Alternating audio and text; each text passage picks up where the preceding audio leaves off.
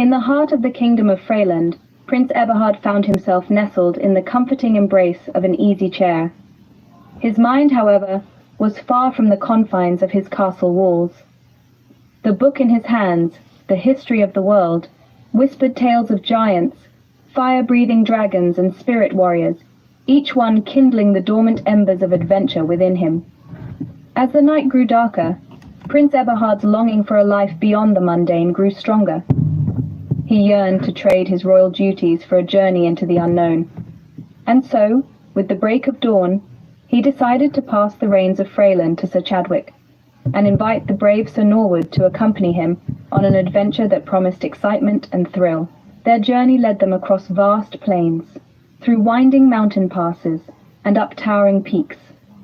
A sense of anticipation hung in the air as they stumbled upon a mysterious cave, its mouth gaping like a portal into another world. As night fell, they set up camp, the flickering flames of their fire casting long dancing shadows on the cave walls. But as they slept, a strange sound echoed from the depths of the cave. A chilling moan, a whisper of voices, stirring them from their slumber. Prince Eberhard, his heart pounding, commanded, "Norwood, hand me the torch. We're going to find out what's making that noise." Down they went into the belly of the cave, their torches slicing through the inky darkness. The eerie sound grew louder with each step until they reached the cave's end. Prince Eberhard, his hand steady on the hilt of his silver lynx sword, prepared for what lay ahead. Suddenly, the tapping of a servant's knuckles against his chamber door jolted him awake. His heart sank as he realized it was all but a dream.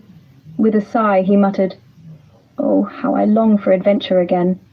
The tale of Prince Eberhard's dream adventure serves as a testament to the powerful pull of the unknown, the allure of danger, and the irresistible call of the wild. And though he may be bound by duty, his spirit soars free, forever in search of real adventure.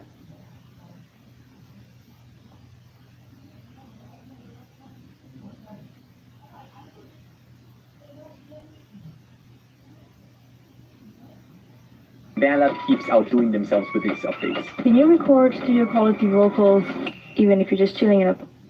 Could the whispers of the forest be true? Are the knights of the fabled Silver Lynx Order really returning after centuries of silence? Imagine a brotherhood so secretive yet so influential that their mere mention stirs the echoes of legends. The tale begins in the early days of the medieval era, when the Silver Lynx Order first emerged as a clandestine group of knights. Bound by their unyielding commitment to justice and their exceptional combat skills, these knights were not merely warriors. They were protectors of the realm's most sacred truths and defenders against its darkest threats. The emblem of the Silver Lynx, an animal known for its keen vision and silent footsteps, was chosen to symbolize the members' prowess and discretion. At the height of the Order's influence, they faced the greatest enemy, the Black Dragon and his knights. By the end of the Great War, the Silver Lynx Order had been brought to the brink, with just a young Eberhard and 10 others of the Order remaining. So went the Silver Lynx into the annals of history, their deeds and members fading into obscurity. The Order's fall was not due to defeat in battle, but rather the slow erosion of time and memory. Their secrets were buried beneath layers of dust and indifference. Enter Prince Eberhard, a young royal with a vision as clear as the Order's emblematic lynx's gaze. Inspired by the valor and integrity of this call, eager to be tested, to prove themselves worthy of this ancient and noble brotherhood.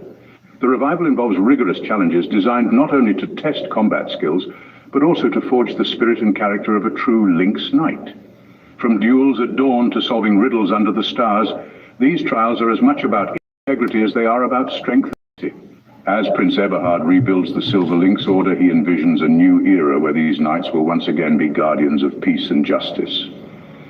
The importance of this order extends beyond the battlefield. It is about reviving a legacy of honor, courage, and camaraderie. In a world riddled with new threats and chaos, the Silver Lynx Order stands as a beacon of hope and resilience. The future has great promise for the Silver Lynx Order. With each new knight and squire that joins their ranks, the legacy is reborn, stronger and more vibrant than ever. As they once again take up the mantle to protect and serve, The Silver Lynx Order reclaims its place in history, not as a relic of the past, but as a living, breathing force for good in the world. Through the echoes of the forest and the whispers of the old, the Silver Lynx Knights ride again.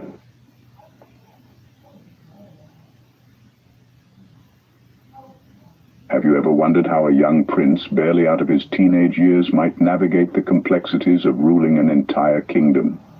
This is the story of Prince Eberhard, who embarked on a mission to learn the state of his father's kingdom, Geierland, and returned with wisdom beyond his years.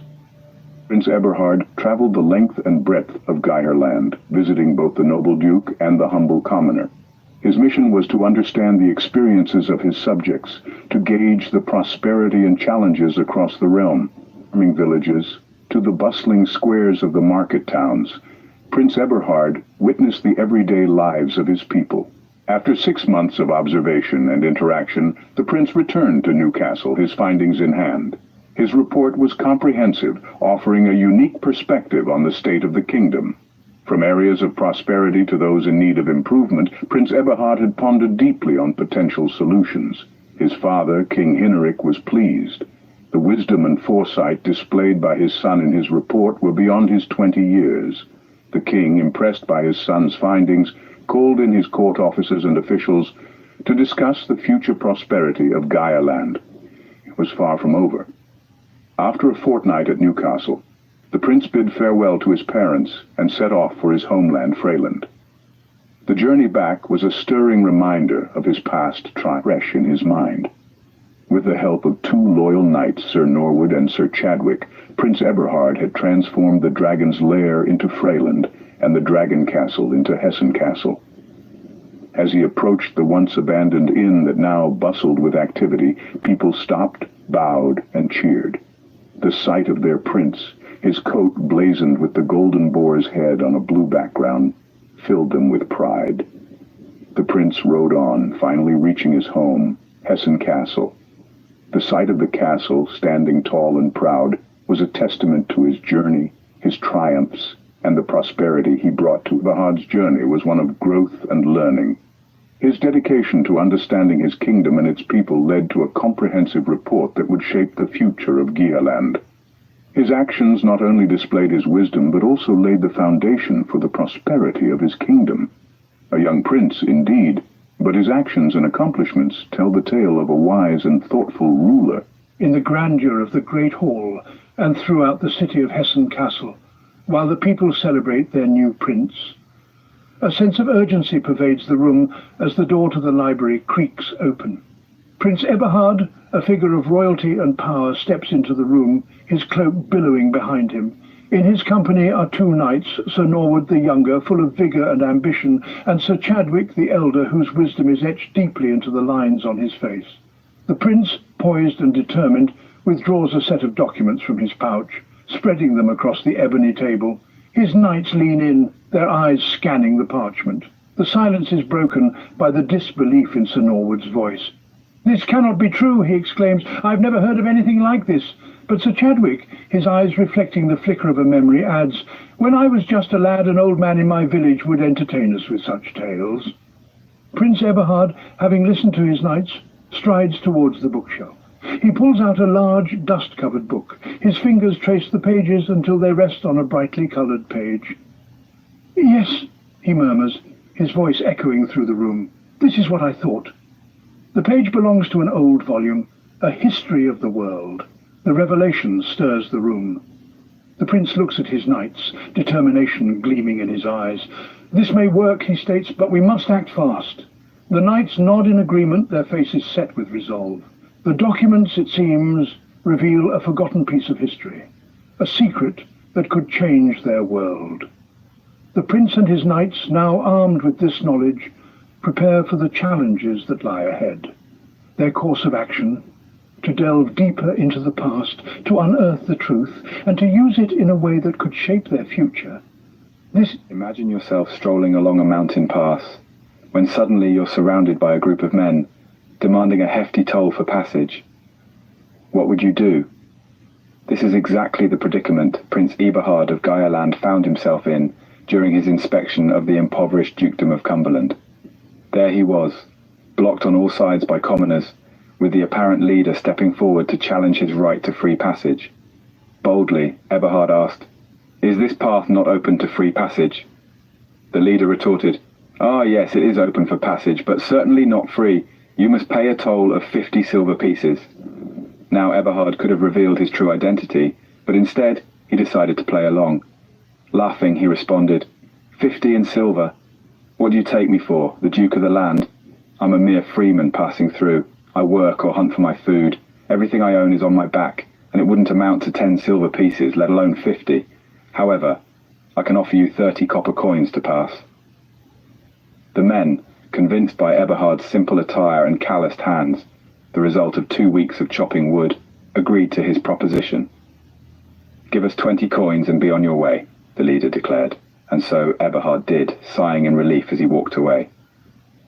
Little did they know the gold coins hidden on his person. From then on, Eberhard chose to avoid the trail.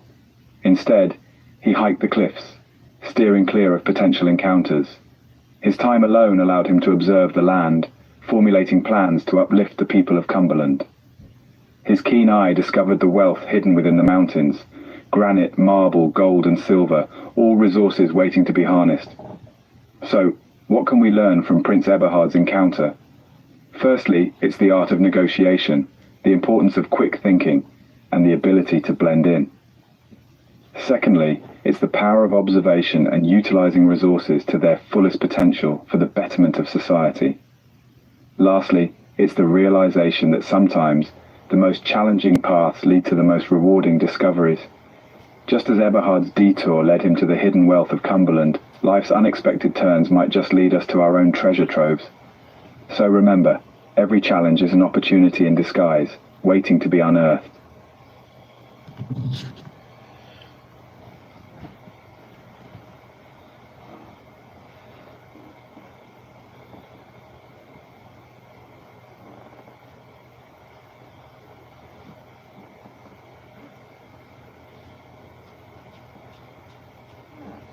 What will it take to join the elite order of the Silver Links? Is the question going through the minds of each one standing in the expansive courtyard of Hessen Castle, surrounded by the echo of clanking armour and the whisper of flags fluttering in the wind? Today a diverse group of men, from sons of dukes and barons to squires, battle-hardened knights, and the bravest freemen, gather with a shared dream: to prove themselves worthy of determination, sweep over the crowd. Clad in his finely wrought armour that gleams under the sun, he begins to speak, his voice resonating off the ancient stone walls. "Brave souls of Giherland," he starts, his tone imbued with gravity and warmth, "you stand here as equals regardless of your birth or title. The path to becoming a Silver Lynx is neither simple nor forgiving. It is a journey that will test not just your strength and skill, but the very fibre of your being, your courage, your honour, your resilience." He pauses, allowing his words to sink in, then continues, "Sir Chadwick and Sir Norwood will divide you into trios. Each group will receive a map pointing to your challenges scattered throughout these daunting mountains. You have 1 week. 1 week to face what lies ahead and to discover if you truly have what it takes." As Prince Eberhard speaks, the men listen intently, some nodding in agreement while others exchange determined glances. There's a palpable mix of anticipation and anxiety as they prepare to form their groups. Disputes arise over leadership, showing that even among the hopeful, the journey will demand cooperation and humility. After the groups set out, some with strategic discussions, others in silent resolve, Prince Eberhard retreats with his trusted friends, Sir Chadwick and Sir Norwood, to the Great Hall. There they unfurl a large map of the region, marking the various challenges. They know well that not all who embarked on this quest will return successful, but each will come back changed, having learned what it means to bear the silver lynx on their shield and the pride of wielding a silver lynx blade. As the week progresses, the aspirants will encounter not just physical barriers, but moral quandaries and tests of intellect. Each challenge designed to not only assess their capabilities, but to forge their spirits in the fires of adversity. In the end, the journey itself becomes the greatest mentor, Whether or not they earn the emblem of the silver lynx, each man will return with invaluable lessons. They will learn about their limits, their fears, and their potential. Most importantly, they will have taken a monumental step in the lifelong quest not just to be knights, but to be leaders and protectors of their realm. Thus, in the quest to join the Order of the Silver Lynx, it is not only the destination that matters, but the journey itself. For in this journey lies the transformation from a hopeful into an elite knight, tested by fire, defined by courage, and bound by their honour and that of those who with pride bore the silver lynx in the past.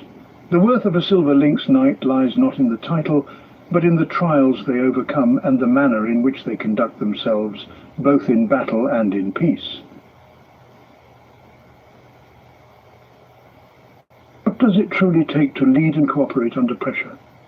This question echoes through the valleys and peaks where the candidates of the Silver Lynx Order find themselves today. In the heart of a dense, whispering forest, trios equipped with the weapons of a knight, a map and their wits embark on a journey that promises to be as treacherous as it is transformative. As dawn breaks, the forest awakens with the rustle of leaves and the murmur of streams, and so does the spirit of competition among the aspirants, some youthful, others with a wealth of experience behind them. Some groups, quick on their feet, seize their maps and dash into the thickets, guided by the thrill of the unknown. Others huddle, their heads bowed in intense discussion, scrutinizing every line and symbol that might lead them to glory or misadventure. Yet not all is harmonious, as in some corners of the clearing heated debates arise over who should lead and hold the precious map. The wise Prince Eberhard, alongside Sir Norwood and Sir Chadwick, watches from a distance. They know well that these initial conflicts are just the surface of the deep lessons that await these warriors. They step back, allowing the seeds of discord to either sprout mistrust or bloom into the flowers of collaboration. Midway through their quest, four groups converge at a daunting obstacle. A gaping chasm cutting through a mountain pass, a silent testament to the trials of nature. It is here that the essence of their challenge comes to light. The leader of one trio steps forward, his voice cutting through the cold mountain air. "It looks like we all need to cross at this point. It's too wide to jump. If we work together, we can fell this tree to bridge the gap." Reluctant nods lead to collective action, and with a few well-placed strikes, the tree thunders down, forming a precarious yet passable bridge. Crossing this natural bridge, the trios once again diverge, each following the winding paths dictated by their maps. The forest watches in silent judgment as encounters unfold, some trios seamlessly melding their strengths to overcome the gnarled roots of problems, while others fray at the edges, their leaders too engulfed in the fire of competition to see the benefits of unity. In some cases, the fabric of teams unravels completely, with members seeking new alliances, new trios that better resonate with their vision or desperation. This reshuffling of alliances is not merely a tactic, but a revelation of character, a testament to adaptability and perseverance. As the week draws to a close, the forest's dense canopy gives way to the golden glow of the setting sun, mirroring the enlightenment attained by these weary but wiser souls. What they have discovered about themselves and each other is etched not only on the worn maps, but also in their hearts. Thus, as the candidates of the Silver Lynx Order emerge from the shadows of the trees, they bring with them more than just physical exhaustion. They carry the weight of understanding that true leadership flourishes under the light of cooperation. It is not about commanding and conquering alone, but about weaving the strengths of each to overcome the vast, unpredictable wilderness of challenges. So what does it truly take to lead and cooperate under pressure? It takes the courage to accept others' ideas, the strength to let go of personal glory for collective success, and the wisdom to know that together we can cross wider chasms than alone. As these tests of the Silver Lynx Order show, within the crucible of nature's sternest tests lies the forge of true leaders. In the heart of a world long past, a tale of courage and destiny unfolds. It is the tale of Prince Eberhard, his journey to the north, and the unforgettable meeting that Their future.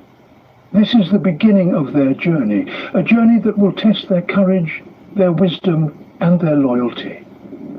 A journey that begins in the great hall of Hessen, in the grandeur of the great hall, and throughout the city of Hessen Castle, while the people celebrate their new prince.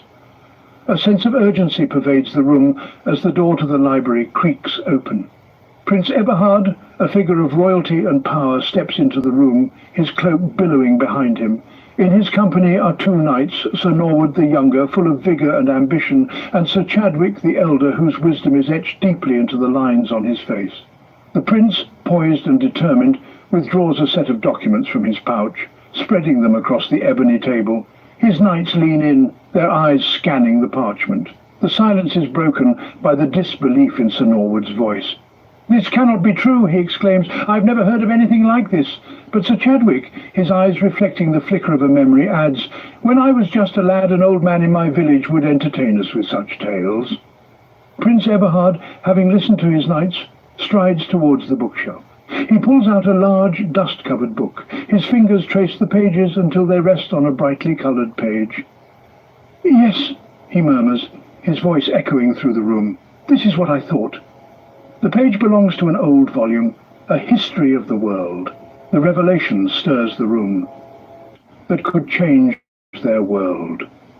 The prince and his knights, now armed with this knowledge, prepare for the challenges that lie ahead. Their course of action, to delve deeper into the past, to unearth the truth, to use it in a way that would shape the future of kingdoms. In the realm of the known world, Prince Eberhard, armed with newfound knowledge, embarked on a journey that would take him across the rugged mountain passages and into the land of Frisica. Like a skilled falcon, he swiftly rode through the treacherous terrain, his unyielding resolve going with each hoofbeat. His destination, the formidable Castle Fini, a stone sentinel standing tall against the northern skies. As the imposing gates of Castle Fini swung open, King Finna, a figure of regal grandeur, waited, heart pounding with anticipation. The sight of the prince ignited a spark of hope and fear in him. He couldn't help but cry out, his voice echoing in the vast courtyard, "Is it good or bad news you bring for our kingdoms?" The tension was palpable as they crossed the threshold of the great hall, the echoes of their footsteps mingling with the hushed whispers of the court. At the heart of the hall, Eberhard, with an air of solemnity, reached into his pouch. Drawing forth the documents, he turned to King Finna and simply said, "See for yourself," as the king's ministers spread the documents out on the table. Before King Finna and they begin poring over the pages. As King Finna reads, his eyes begin to brighten. As King Finna's eyes scanned the documents, his face paled and then flushed. "An event is coming," echoed in the grand hall as Prince Eberhard broke the silence. The words hung heavy in the air, a bitter truth wrapped in the cloak of impending doom.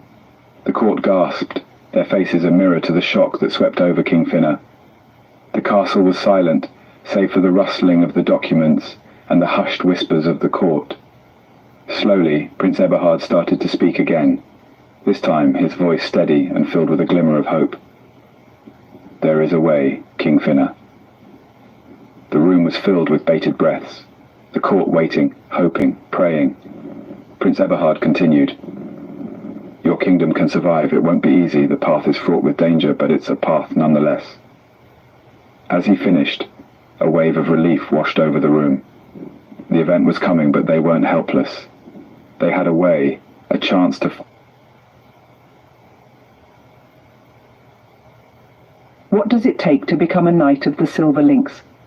Imagine the grit and the spirit required to stand among the esteemed few who bear this title. Today, delve into the journey of 333 men who dared to rise to this challenge and discover the 187 who emerged victorious. The path to knighthood is not for the faint-hearted. It begins in the shadowed forests surrounding the ancient Hessen castle, where each aspirant must prove his mettle. The first trial, known as the Gauntlet of Shadows, tests their agility and stealth. Many faltered, unprepared for the cunning traps and hidden pitfalls that lay in wait. Those who advanced faced the cliffs of resolve, a sheer test of endurance and strength. Here the aspirants climbed windswept heights with bare hands and sheer will, each ledge presenting a new battle against both nature and their own limits. But the physical trials paled in comparison to the test of the silver heart. a trial that examined the purity of their intent and the nobility of their spirit. Here, in the depths of the night, around roaring fires, they shared stories of what drove them to this quest. Tales of lost loves, fallen friends, and dreams of redemption filled the air, weaving a tapestry of human resolve. As dawn broke over Hessen Castle, only 187 remained. These men, tempered by trial and bound by shared ordeal, stood before Prince Eberhard. One by one they stepped forward, receiving the Silver Lynx badge, a symbol of courage, honour, and an unbreakable bond to the nation and each other. Prince Eberhard's words resonated through the stone halls. You are now all knights of the Silver Lynx, and by your oath have made a bond to each other and to our nation. A decree is going out in all the land. Do good, live up to our pledge. As the new knights departed from the castle, pride swelled within their hearts. The Order of the Silver Lynx is not merely a title. It is a lifelong commitment to uphold the virtues of bravery, loyalty, and service. It is an emblem that binds its bearers to their past struggles and to the future they vow to protect, whatever trials may come. In the heart of each knight, the spirit of the Silver Lynx endures, a constant reminder of their oath to their comrades, their prince, and their nation. And so, the legacy of the Silver Lynx continues, as enduring as the ancient stones of Hessen Castle itself. In the heart of the kingdom of Freyland, Prince Eberhard found himself nestled in the comforting embrace of an easy chair. His mind, however,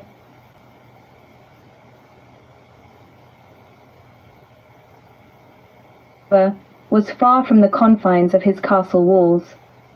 The book in his hands, the of the world, whispered tales of giants, fire-breathing dragons and warriors, each one kindling the dormant embers of adventure within him. As the night grew darker, Prince Eberhard's longing for a life beyond the mundane grew stronger. He yearned to trade his royal duties for a journey into the unknown.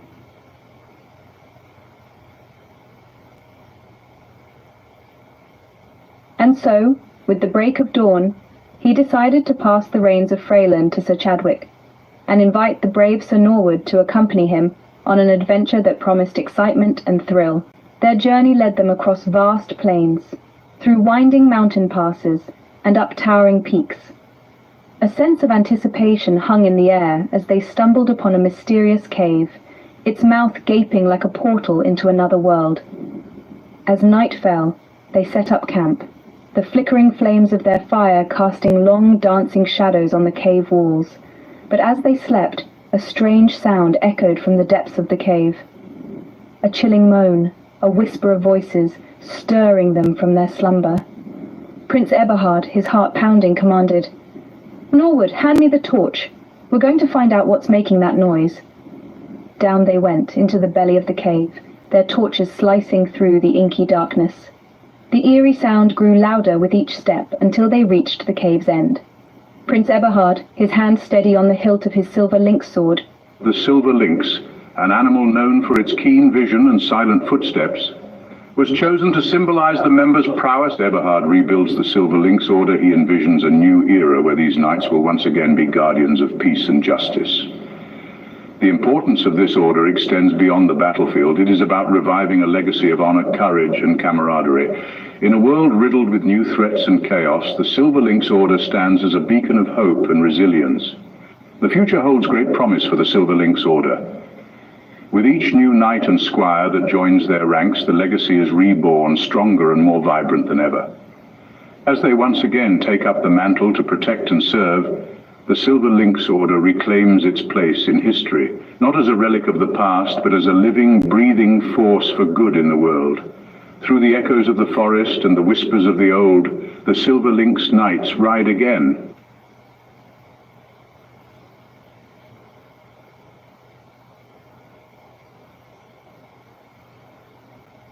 What does it truly take to lead and cooperate under pressure? This is the question going through the minds of each one standing in the expansive courtyard of Hessen Castle, surrounded by the echo of clanking armour and the whisper of flags fluttering in the wind. Today, a diverse group of men, from sons of dukes and barons to squires, battle-hardened knights, and the bravest freemen, gather with a shared dream to prove themselves worthy of this prestigious order.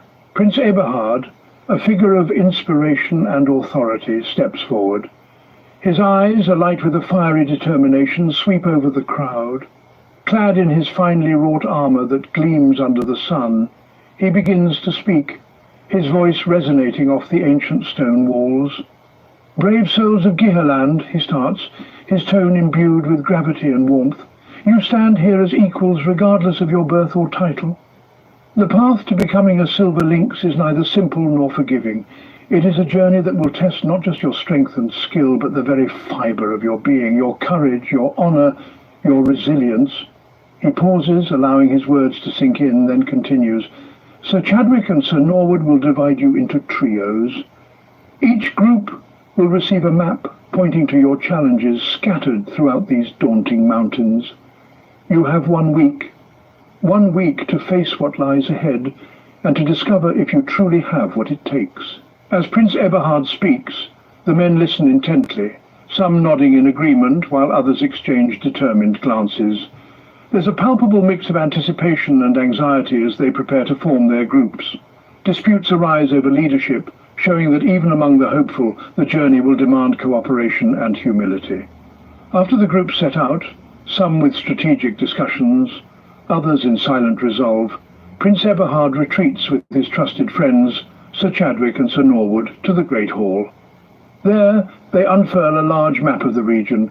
Who embarked on this quest will return successful, but each will come back changed. Collaboration. Midway through their quest, 4 groups converge at a daunting obstacle.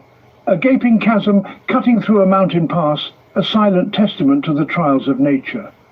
It is here that the essence of their challenge comes to light.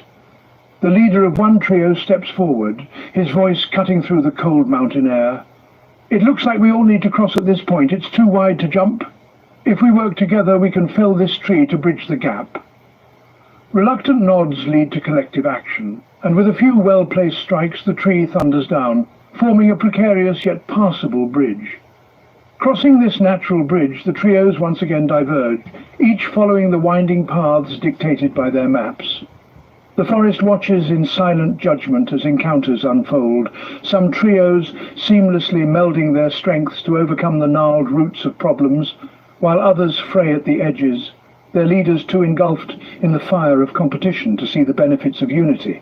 In some cases, the fabric of teams unravels completely, with members seeking new alliances, new trios that better resonate with their vision or desperation. This reshuffling of alliances is not merely a tactic, but a revelation of character, a testament to adaptability and perseverance. As the week draws to a close, the forest's dense canopy gives way to the golden glow of the setting sun, mirroring the enlightenment attained by these weary but wiser souls. What they have discovered about themselves and each other is etched not only on the worn maps, but also in their hearts. Thus, as the candidates of the Silver Lynx Order emerge from the shadows of the trees, they bring with them more than just physical exhaustion. They carry the weight of understanding that true leadership flourishes under the light of cooperation. It is not about commanding and conquering alone, but about weaving the strengths of each to overcome the vast, unpredictable wilderness of challenges. So what does it truly take to lead and cooperate under pressure? It takes the courage to accept others' ideas, the strength to let go of personal glory for collective success, and the wisdom to know that together we can cross wider chasms than alone. As these tests of the Silver Lynx Order show, within the crucible of nature's sternest tests lies the forge of true leaders. In the heart of the kingdom, beneath the towering spires of mountain peaks and old oaks, a knight, armoured in silver and courage, stood face to face with a wild beast. The creature, a monstrous amalgamation of shadows and fangs, roared into the night, a chilling sound that echoed against the stone cliffs. But the knight, a member of the recently reinstated Silver Lynx Order, did not falter. His heart pounded with the rhythm of bravery, his eyes gleamed with the light of honour. This knight, one of the 186 that called the Silver Lynx Order their brotherhood, challenged the beast, his sword raised high. He battled the creature, his strikes swift as lightning, his movements as fluid as a river. The clash of steel against beast echoed across the kingdom, a symphony of courage that ended in a triumphant roar from the knight and silence from the beast. But the tales of bravery and honour did not end there. Across the vast expanses of Gearland, in the quiet villages and bustling cities, the Silver Lynx Knights carried out their duties with unwavering dedication. In the shadowy corners of the kingdom, where bandits lurked and danger thrived, knights stood their ground. They fought off these threats, their swords shining under the pale moonlight, their hearts beating with the rhythm of justice. They brought peace to the terror-stricken towns. Their actions a testament to their indomitable spirit and the strength of the Silver Lynx Order. Yet the knights did not only battle beasts and bandits, they were defenders of justice, advocates of truth. When the law was bent and twisted, they straightened it. When justice was blinded, they were its eyes. They stood for the weak, the oppressed, the voiceless. They were the embodiment of honour, the physical manifestation of bravery. 6 months have passed since Prince Eberhard reinstated the Silver Lynx Order. In this time, the deeds of the 186 knights have echoed across Gearland, their tales of bravery and honour reaching every ear, from the humblest peasant to the highest noble. These knights, these heroes, have etched their names into the annals of history. Their battles against savage beasts, their skirmishes with vile bandits, their defence of justice, all speak volumes of their character, their courage, their honour. They are the Silver Lynx Knights, the guardians of Gearland, the embodiment of bravery and honour. As we recount these tales of valour, let us remember their significance. They are not just stories, but a testament to the spirit of humanity, to the power of courage, and to the enduring strength of honour. They remind us that bravery is not the absence of fear, but the triumph over it. They teach us that honour is not just a word, but a way of life. These stories of the Silver Lynx Knights, these tales of bravery and honour, are the threads that weave the rich tapestry of Gearland's history. They are the pillars that uphold the kingdom, the foundations of its future. And as we look forward, we carry these tales in our hearts, a beacon of hope in the face of adversity, a guide in our quest for justice, a reminder of the power of bravery and honour.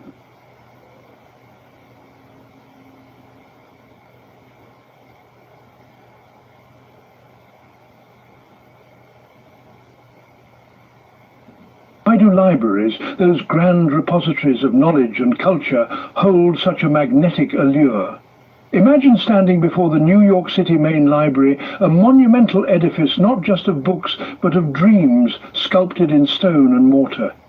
Today, a fresh wave of young minds, 25 students from Bronx PS #5, gather under the watchful gaze of one of the formidable pink granite lions that flank the library's grand staircase. These majestic guardians, named Patience and Fortitude, have stood as symbols of the resilience and calm required to acquire knowledge since the early 20th century. As the students alight from their bus, they're met by Mr. Brinkley, the assistant to the head librarian. With a warm smile, he ushers the group up the steps, each footfall echoing off the stone, a physical connection to the countless curious souls who have climbed these steps before them. As the group steps inside the iconic New York City Main Library, Mr. Brinkley pauses to allow the awe to wash over the students. "Look around," he gestures expansively. "This building isn't just a place to read, it's a masterpiece of architectural design." The camera pans up to the elaborate ceilings, capturing the intricate mouldings and the grand chandeliers that dangle like jewels of knowledge. "Built in the Beaux-Arts style," Mr. Brinkley continues, "this library was designed by architects Carrère and Hastings and opened its doors in 1911. The visuals shift to the exterior, focusing on the detailed stonework, the expansive front steps, and the majestic facade that makes the library an architectural titan in the cityscape of New York. Inside, the camera zooms in on the walls adorned with murals and quotes from great literary figures, each corner telling its own story of cultural heritage and intellectual pursuit. Notice the craftsmanship, Mr. Brinkley points to the ornate carvings on the wooden panels of the reading rooms. The video cuts to detailed shots of these carvings, highlighting the skill and time invested into every inch of wood. The library is not only a home to books, but also to significant historical artifacts, he explains, as they pass by glass-encased displays containing rare manuscripts and early editions of classic literature. The camera lingers on a first edition of Shakespeare's Hamlet, its pages yellowed with time, yet preserved with utmost care. As they continue their tour, Mr. Brinkley shares anecdotes about the library's construction, including challenges faced and innovations used during the early 1900s to create such a monumental building. Every element you see, he concludes, from the smallest screw to the largest lion statue, has a story, embedding this library in the very fabric of New York City's history. The scene ends with the students, visibly impressed, whispering among themselves, their curiosity ignited by the stories and the splendor surrounding them. "Notice the lions," Mr. Brinkley begins, his voice echoing slightly in the open air. "Carved from pink granite, they've been watching over this gateway to knowledge since 1911. Each lion weighs about 7,000 pounds and embodies the spirit of the millions of stories housed within these walls." Entering the building, the grandeur unfolds further. Vaulted ceilings and rows of books create a cathedral of learning. Mr. Brinkley leads the students into the main reading room, a vast space where sunlight filters through tall windows, casting patterns on the floor and illuminating the faces of eager learners. Here in the reading rooms, Mr. Brinkley continues, people from all walks of life come to read, learn and explore. It's not just about books, it's about connecting with the thoughts and discoveries of those who walked before us. He demonstrates how to utilize the library's resources, from checking out a book to using the digital catalogue. Each book, each page you turn opens up new worlds. Think of it as a conversation with the past and indeed with the future. As Mr. Brinkley concludes his guided tour, the students are set free to roam the vast expanse of the library. Excitement buzzes in the air like the flutter of 1,000 pages turning simultaneously. We watch as they scatter, each drawn to different sections of the library, guided by their unique interests and curiosities. In one corner, Bob pulls out a thick volume on medieval history, and sitting between Roy and Glenn, dust particles dancing in the beam of sunlight as the book opens. Two young women, Joni and Anne, sitting across the table from the boys, immerse themselves in the vibrant, imaginative worlds of science fiction, their eyes wide with wonder. As the pages turn on the books, dust rising sparkles like diamonds in the sunlight. Suddenly the library seemed empty, as the five look around, no one else in view. Each aisle and each bookshelf offers a gateway to new realms. The camera pans slowly, capturing the serene atmosphere of the library. The soft rustle of pages and the occasional whisper create a symphony of exploration and discovery. Here, in the quiet corners of the Cathedral of Learning, knowledge whispers to those who listen, and the past converses softly with the present. As each student finds a spot, we see the personal connections forming, the silent dialogues between reader and author, between past ideas and new interpretations. It's a visual testament to the power of literature and learning, a reminder of how every book has the potential to touch hearts and change minds. The five students find they are in a new dimension.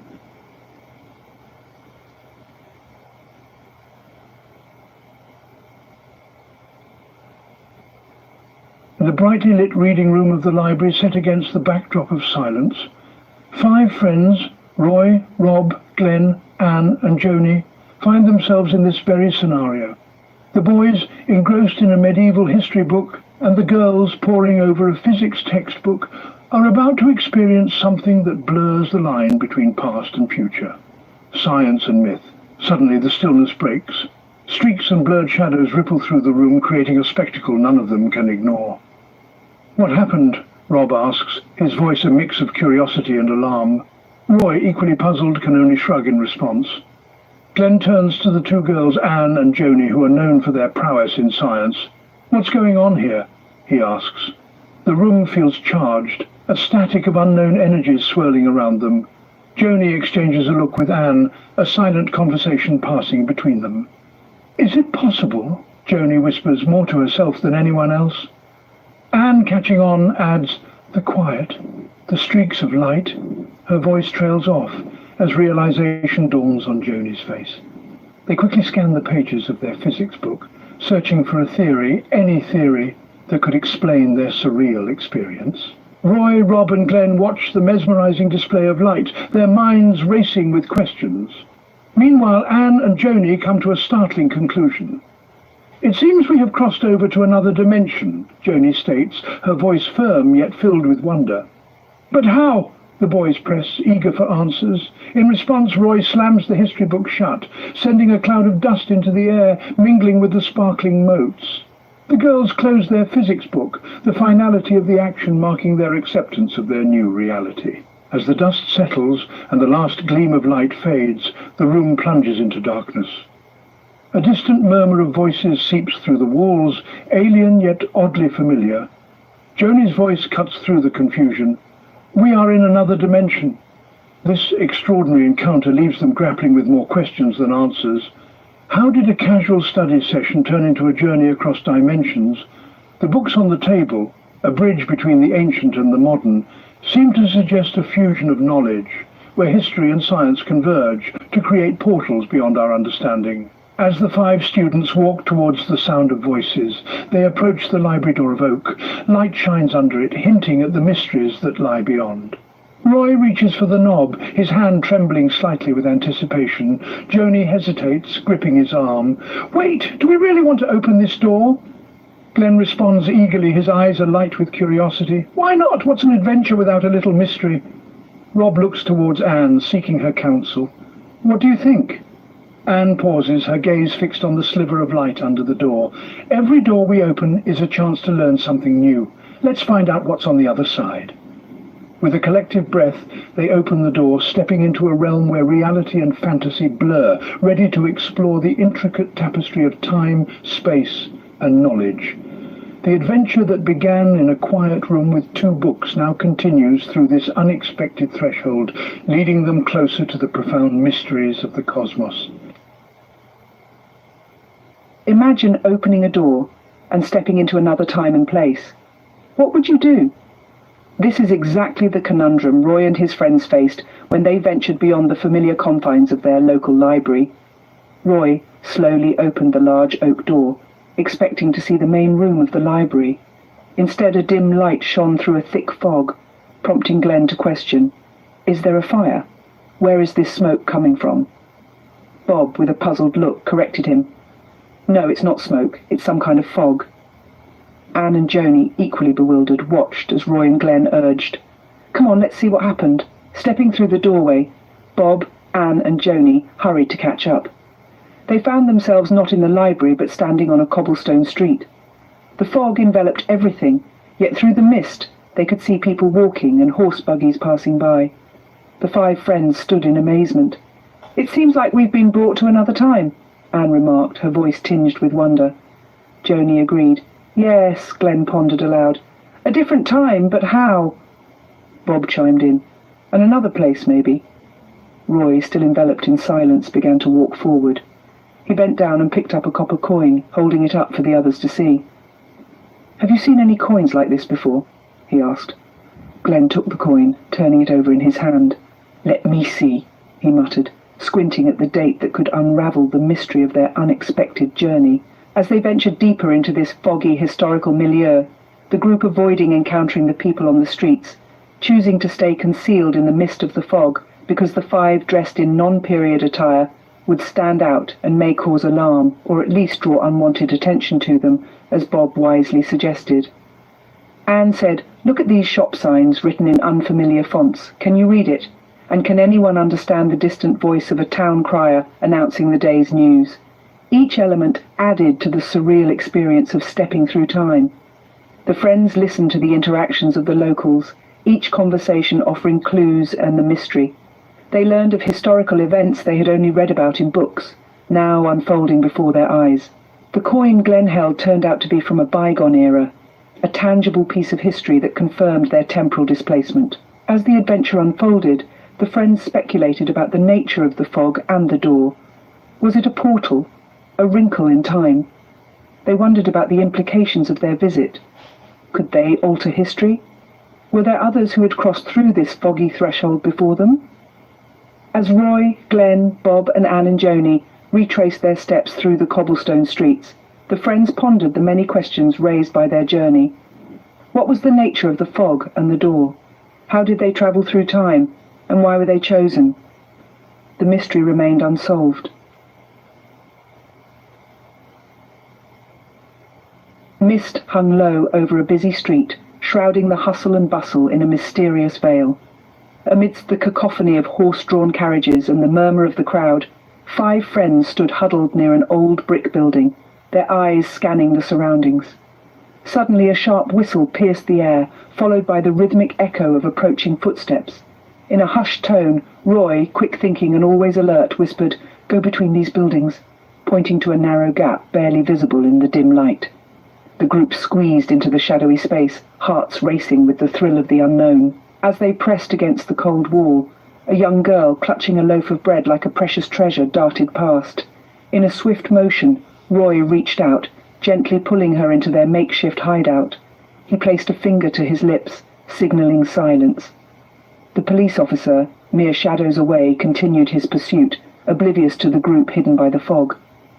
Glenn murmured, "We need to move. That cop might circle back." The girl, catching her breath, nodded in agreement. "Follow me," she whispered, leading them across the street and down into a basement hidden beneath an abandoned store. There, 2 younger boys peeked out from behind an old crate. "You're safe here." The girl introduced herself as Maggie, revealing that she and her brothers, Joseph and James, had run away from an orphanage after their father's death. Anna, one of the friends, introduced their group. Herself, Joni, Bob, Glenn and Roy, the one who had saved Maggie from a certain capture. As the church bell tolled 3 o'clock in the background, Bob glanced nervously at his watch. "We need to head back," he said. Maggie and her brothers, their eyes wide with a mix of fear and gratitude, asked if they would meet again. The friends hesitated, unsure of the future. Glenn, feeling a sudden generosity, pulled the coin he found earlier from his pocket and handed it to Maggie. "You'll have more use for it than I will," he said, his voice warm. Maggie's eyes lit up with a mix of surprise and thankfulness. As they emerged back onto the street, Joni urged, "We need to move faster. The fog is thickening." Roy called out, "Let's not get separated," his voice carrying a mix of command and concern. As they retreat back to the door and hopefully the library reading room they came from, the 5 friends disappeared into the misty. Roy opened the door, and the 5 friends passed through, walking over to the table, and the 2 books that were in some way responsible for the adventure Miss Jones, their teacher, approached, informing them that they need to put away the books and rejoin the class at the meeting place. As they rejoined their class, the 5 couldn't help but wonder what adventures lay ahead for them and their new acquaintances, with the knowledge they now possess. Could this be the last they see of Maggie and her brothers? Or was it just the beginning of a series of unforeseen encounters? Only time would tell, but for now, the mystery remains, shrouded in the thickening fog of the city.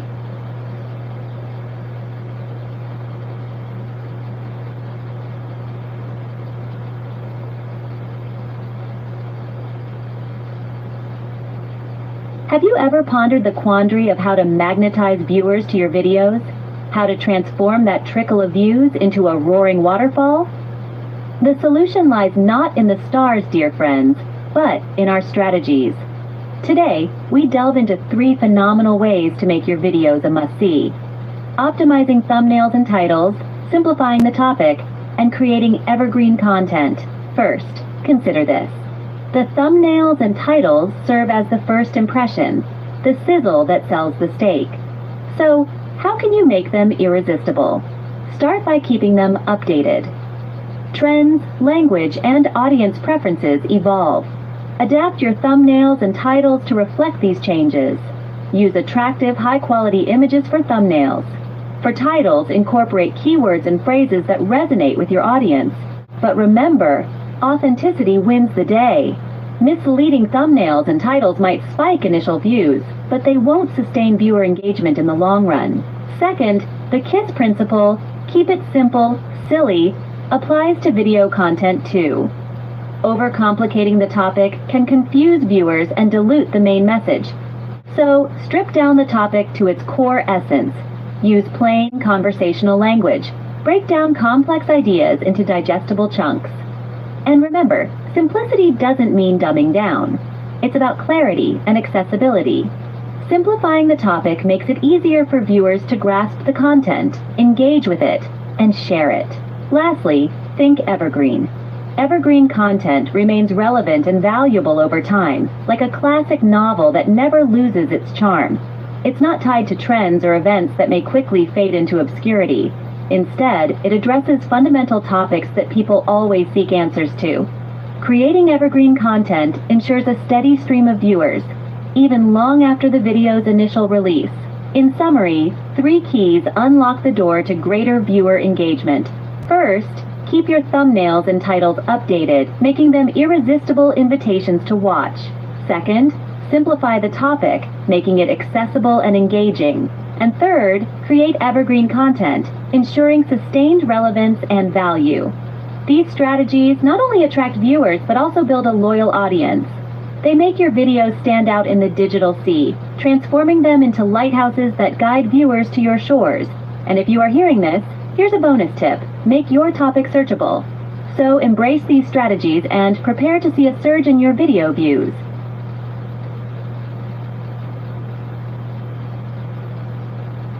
I'm telling you, we got the whole place with red and green lights, you know, all the lights on a Christmas tree lit up.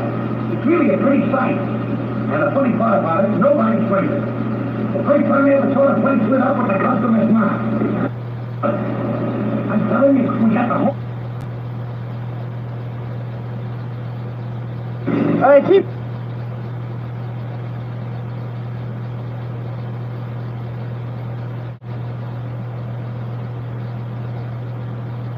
What do you know about the Battle of Bastogne? Intriguing, isn't it, how certain events in history have the power to shape the world as we know it? Today, we explore one such event, a battle that was more than just a clash of armies. It was a test of will, strategy, and determination.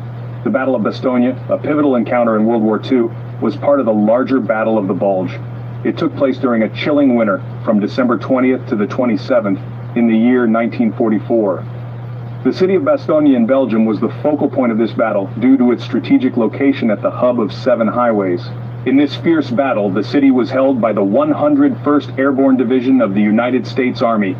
Surrounded and outnumbered by the German forces, they stood their ground, their resolve unbroken. The Germans had launched their surprise offensive on the Western Front, hoping to encircle and destroy 4 Allied armies and force a negotiated peace on the Western Front. Enter Lieutenant General George S. Patton, Jr., a name that would become synonymous with tactical brilliance. Patton, who was leading the U.S. Third Army, received intelligence of a potential German offensive in the north. His intelligence officer, Colonel Oscar W. Koch, played a crucial role in identifying German troop movements and assembly areas. Anticipating the pivot of the Third Army, Patton began developing contingency plans. His strategic foresight and meticulous analysis of intelligence were instrumental in preparing for the German threat. Patton's role was not just about his battlefield prowess. His strategic planning, his ability to predict enemy movements, and his readiness to adapt were the keys to his success. With the Third Army ready and the plans in place, Patton marched to Bastogne. The move was not without its challenges. The weather was harsh and the Germans put up a stiff resistance. Yet, Patton's men pushed through. One of the key players in this offensive was the Sherman tank known as Cobra King, part of the 4th Armored Division. This tank led a column that battled through the German lines to relieve the encircled 101st Airborne Division at Bastogne. This act of bravery and determination broke the siege, providing a turning point in the Battle of Bastogne. Patton's Third Army didn't stop there. They continued their push through Germany, crossing the Rhine, and engaging in further battles. Despite the challenges and losses, their efforts were instrumental in winning key victories during the war. In the end, the Battle of Bastogne was a testament to the strategic acumen of Patton and the indomitable spirit of the American forces. It was a demonstration of how intelligence, planning, and sheer will can turn the tide of even the most desperate battles. So, what's the takeaway from the Battle of Bastogne? Perhaps it's that in the face of adversity, preparation and determination can make all the difference. Or perhaps it's a reminder that every battle, every event has a story that deserves to be told and remembered.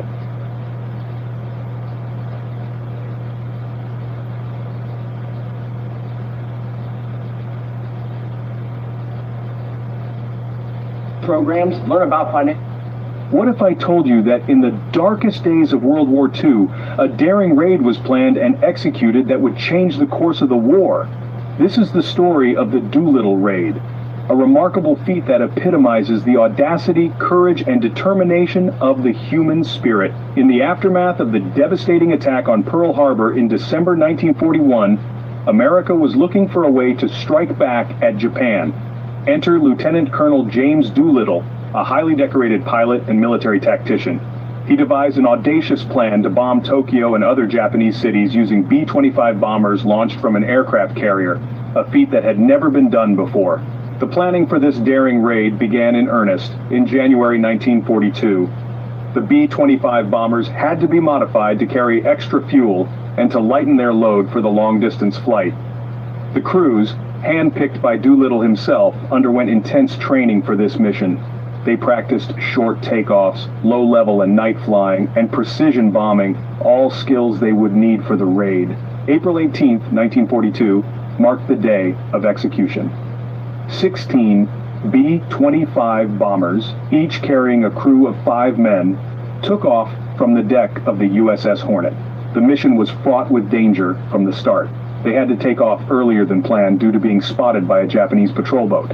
This meant they would be flying further than anticipated, pushing the limits of their fuel. Despite the challenges, all 16 bombers successfully took off and headed towards Japan. They flew low, skimming the ocean to avoid detection. As they neared the Japanese coast, they climbed to a higher altitude to drop their bombs. The raid was a success. They managed to bomb Tokyo and several other Japanese cities, but due to the early launch, the bombers didn't have enough fuel to make it to their intended landing sites in China. Some crews bailed out over China, while others crash-landed along the coast. The Doolittle Raid was a daring and audacious plan conceived by Lieutenant Colonel James Doolittle in the wake of the Pearl Harbor attack.